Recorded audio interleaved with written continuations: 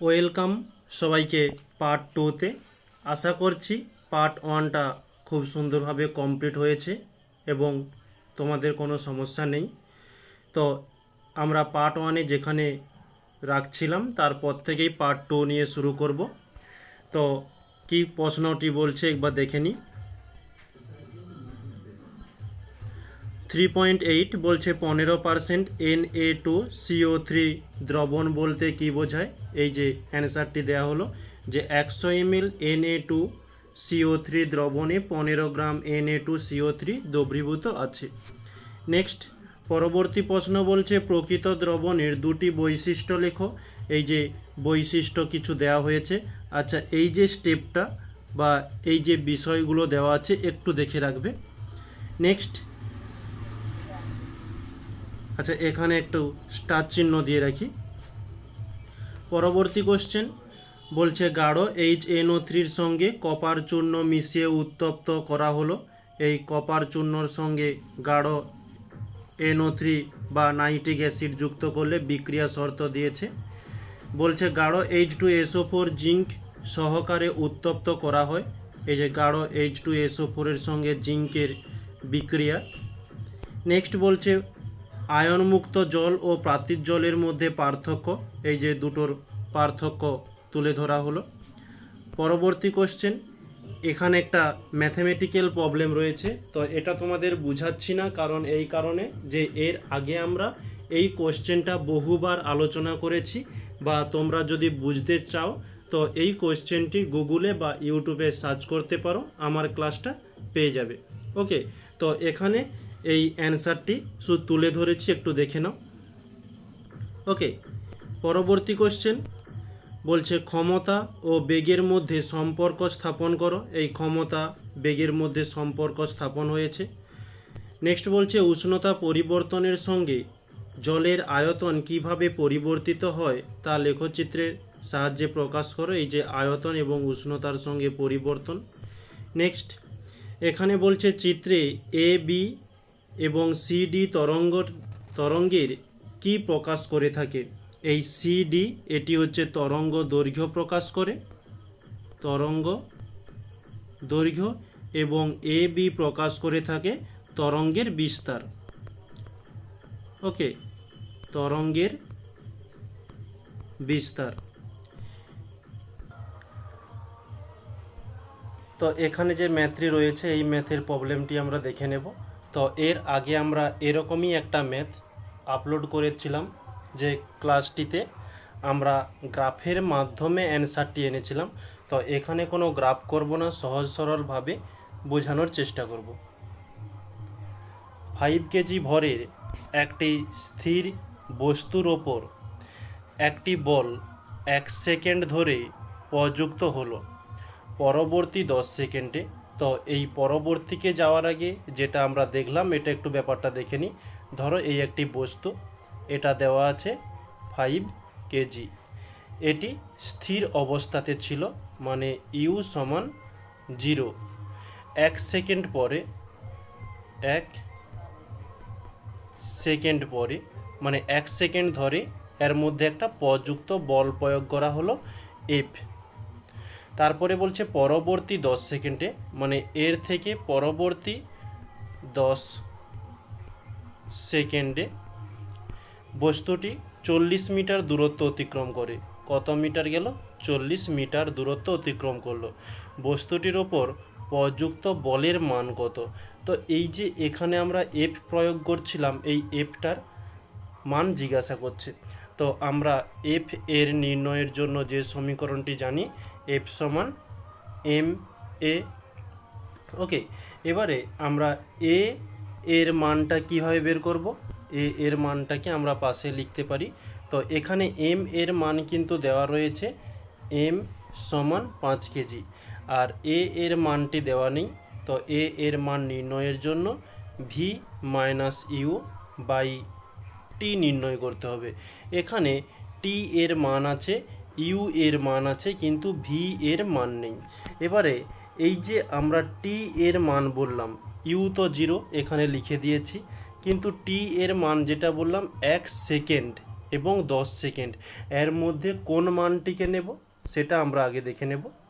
তো তার আগে এই ভি এর মানটিকে নির্ণয় করি। আমরা জানি যে ভি সমান হয়ে থাকে এস বাই সময় টি।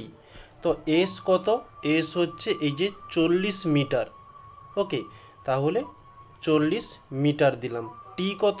এই যে 40 মিটার গিয়েছে, এই 40 মিটার যেতে কত সময় লাগছে? 10 সেকেন্ড। তাহলে বাই 10 সেকেন্ড, 0 0 কেটে গেল। তাহলে আমরা পেলাম 4 মিটার পার সেকেন্ড। আমরা ভি এর মান পেয়ে গেলাম। তাহলে ভি এর মান এখানে পুট করব যে 4 metre per second minus U এর মান কত? 0। আর টি এর মান, যেটা বলতে বলতে আমি ছেড়ে গেলাম, যে টি এর মান এখানে 10 সেকেন্ড দেওয়া রয়েছে এবং এখানে রয়েছে 1 সেকেন্ড। এর মধ্যে কোনটা ব্যবহার করব? দেখো, এই যে ভি এর মান রয়েছে 4 মিটার পার সেকেন্ড। যখন এই 5 কেজি বস্তুটির ওপর 1 সেকেন্ড ধরে বল প্রয়োগ করা হলো, তখন তার ভি বেগ এখানে চলে এলো, মানে ভি সমান হয়ে গেল 4 মিটার পার সেকেন্ড। এবার এখানে ইউ আমরা বের করছি, ইউ সমান 0। ইউটা কোথায় ছিল? ইউ এই জায়গাতে 0 ছিল। ওকে, আর এখানে 0, এখানে হচ্ছে ভি। ঠিক এর মধ্যিখানের মধ্যে ত্বরণটা আমরা নির্ণয় করব। তাহলে এখানে কোন সময়টা ব্যবহার করব? অবশ্যই আমরা 1 সেকেন্ডকে ব্যবহার করব। ওকে, তাহলে আমরা এখানে টি সমান দিয়ে দেব যে 1 সেকেন্ড। তাহলে এখান থেকে আমরা পাচ্ছি কি, যে 4 মিটার পার সেকেন্ড স্কয়ার। এবার এখানে আমরা এম এর মান পুট করব যে 5 কেজি ইন্টু এ এর মান 4 মিটার পার সেকেন্ড স্কয়ার। তাহলে পাচ্ছি আমরা 5 4 20 KG into metre per second square, অর্থাৎ আমরা লিখতে পারি 20 newton. KG into metre per second স্কয়ারকে আমরা নিউটন বলে থাকি। এটি হচ্ছে আমাদের অ্যান্সার। পরবর্তী কোশ্চেন কি বলছে? নিউটনের তৃতীয় গতিসূত্র থেকে ভরবেগের সংরক্ষণ সূত্রটি প্রমাণ করো। এই যে তৃতীয় গতিসূত্র থেকে ভরবেগের সংরক্ষণ, এখানে একটা চিত্র হয়ে থাকে, যেটা m1 এবং m2 দুটো বস্তু একে অপরকে সংঘাত করে m1 এবং m2। সংঘাতের পরে m1 এবং m2 পরস্পর দূরে সরে যায়। নেক্সট পরবর্তী কোশ্চেন বলছে নিউক্লিয়ার বল কি? এই যে নিউক্লিয় বা নিউক্লিয়ার বল কাকে বলে? এর দুটি বৈশিষ্ট্য। তো এখানে কয়েকটি বৈশিষ্ট্য তুলে ধরেছি। তো এর মধ্যে একটা সমস্যা কি দেখা যাচ্ছে, যে প্রচুর দাগ দেওয়া রয়েছে। মোটামুটি লেখাগুলো পরিষ্কার বোঝা যাচ্ছে, তাই তোমাদের এটা পিকচারের মাধ্যমে দিয়েছি, না হলে অন্য কিছু ব্যবস্থা নিতাম। ওকে, আশা করছি বোঝা যাচ্ছে, কোনো সমস্যা হবে না। পরবর্তী কোশ্চেন এখানে কি বলছে, যে এক্স যার ভর সংখ্যা 235 এবং পারমাণবিক ক্রমাঙ্ক 92, এর মধ্যে ভর সংখ্যা ও পারমাণবিক সংখ্যা কত? এতে ভর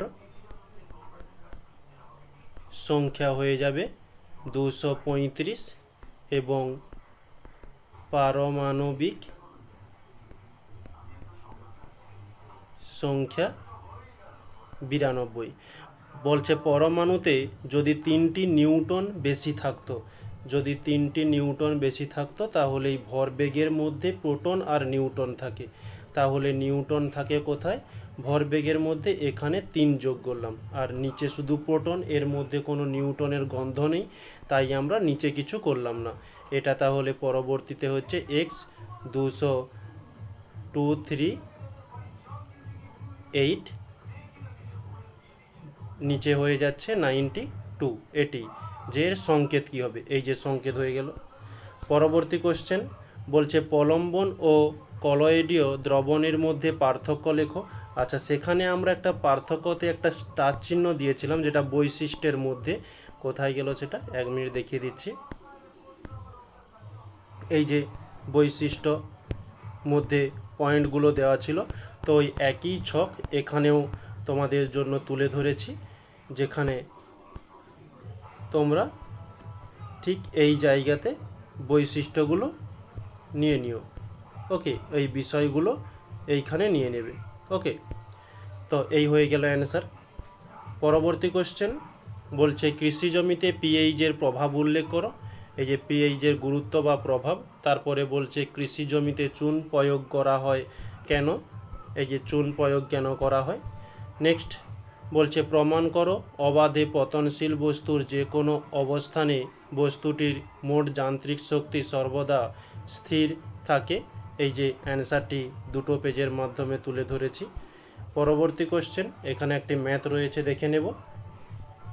প্রতি মিনিটে টি সমান 1 মিনিট বা আমরা বলতে পারি 60 সেকেন্ড। বলছে একটি ইঞ্জিন 1500 কেজি জল এম সমান 1500 কেজি জল 20 মিটার উপরে তুলতে, তাহলে উপরে তুলছে মানে সরণ ডি বা আমরা উচ্চতা এইচও বলতে পারি, এখানে আমরা সরণ বলবো কারণ জলটাকে উপরে নিয়ে যাচ্ছে। এটা হচ্ছে 20 মিটার। ইঞ্জিনটির ক্ষমতা নির্ণয় করো, পি সমান জিজ্ঞাসা চিহ্ন। তো আমরা জানি পি সমান ডাব্লু বাই টি। এখানে ডাব্লু এর মান কোথাও দেওয়া নেই, তো আমরা এখানে ডাব্লু এর মানটাকে পাশে লিখে নিই যে ডাব্লু সমান আমরা জানি কি এফ ইন্টু ডি। এখানে এফ এর মান তাও কোথাও নেই, আমরা এফ সমান জানি এফ সমান এম এ, এমজি হবে, এম এ বলছি এমজি। তাহলে এফ এর কাছে আমরা এমজি লিখতে পারি, আর ডি যেমন ছিল ডি দিলাম। এম এর মান কত, এটা কিন্তু আমাদের প্রশ্নে দেওয়া রয়েছে 1500 ইন্টু জি এর মান হয়ে থাকে 9.8। ওকে, এটা কিন্তু আমাদের প্রশ্নে নেই, কিন্তু আমরা জানি এটা 9.8 ইন্টু ডি এর মান 20। এই পয়েন্ট উঠে গেলে নিচে একটা 10 আসবে, তো এই নিচের জিরো উপরের একটা জিরো কেটে গেল, আমরা এটা ক্যালকুলেশন করলে পেয়ে যাব 14700। আচ্ছা 1 মিনিট, ওকে ঠিক আছে। তো 0000 হবে এত জুল। তো ডাব্লু এর মান আমরা নির্ণয় করলাম, বা তোমরা ক্যালকুলেশান ওখানে করতে পারো, না হলে এখানে মানগুলো দিয়ে সরাসরি ক্যালকুলেশান করতে পারো, কোনো সমস্যা নেই। তো 3টে জিরো, এত জুল পার টি। টি এর মান কত, 60 সেকেন্ড ছিল, নিচের জিরো উপরের জিরো কেটে গেল, 6 দিয়ে কাটাকাটি করলে 6 2 12, তারপর 6 4 24 হচ্ছে, আর হচ্ছে 6 5 30, তার সঙ্গে একটি শূন্য থাকছে। এটা ক্যালকুলেশান করলে আমরা পেয়ে যাচ্ছি 2450। তাহলে আমাদের মান হলো 2450 জুল পার সেকেন্ড। এটি হচ্ছে আমাদের অ্যান্সার। পরবর্তী কোশ্চেন, এখানে কি ম্যাথ বলছে একটু দেখে নেব। 20 কেজি ভরের মানে এম সমান 20 কেজি একটি বস্তুর ওপর বল প্রয়োগের ফলে বস্তুটির গতিবেগ 5 মিটার সেকেন্ড ইনভার্স।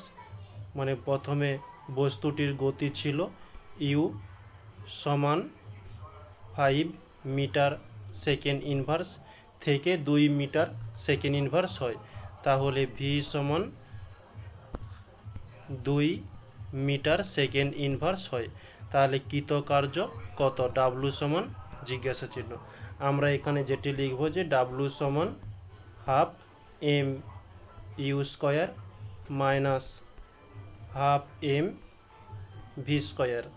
তো এখান থেকে আমরা হাফ এম কমন নিলে আমরা পাচ্ছি U square minus V square. Half M, আচ্ছা এম না, এম এর মানটা বসিয়ে দিই। এম হচ্ছে 20 ইন্টু ইউ স্কোয়ার, ইউ এর মান 5, 5 এর স্কোয়ার মাইনাস ভি এর মান 2, 2 এর স্কোয়ার। আমরা এখানে তাহলে পাচ্ছি 1/2 ইন্টু 20, 5 5 25 মাইনাস 2 2 4, 2 দিয়ে কাটাকাটি করলে 10, তাহলে 10 ইন্টু 25 থেকে 4 মাইনাস করলে 21, অর্থাৎ পাওয়া যাচ্ছে যে 210 মিটার। আচ্ছা মিটার বলছি, এটা যেহেতু ডাব্লু এর মান চেয়েছে তাহলে এটা জুল হয়ে যাবে। এখানে এবারে আমরা দেখব যে প্রাথমিক বেগ ছিল 5, তারপরে বেগ হয় 2, তাহলে প্রথম গতি বেশি ছিল, তারপরে গতি কমে গিয়েছে, অর্থাৎ এটা মন্দনের সৃষ্টি হয়েছে, মানে ওকে কেউ বাধা দান করেছে। অর্থাৎ আমরা লিখতে পারি এখানে যেহেতু বল প্রয়োগের ফলে বস্তুর গতি কমে গেছে, তাই কার্যের মান হবে -210 জুল। এটি হচ্ছে আমাদের অ্যান্সার। পরবর্তী কোশ্চেন, তাপ ও কার্য সম্পর্কিত জুলের সূত্রটি বিবৃতি করো। এই যে জুলের সূত্র বলছে তার গাণিতিক রূপ লেখো। তার গাণিতিক রূপ হয়ে যাবে এই যে এই পর্যন্ত।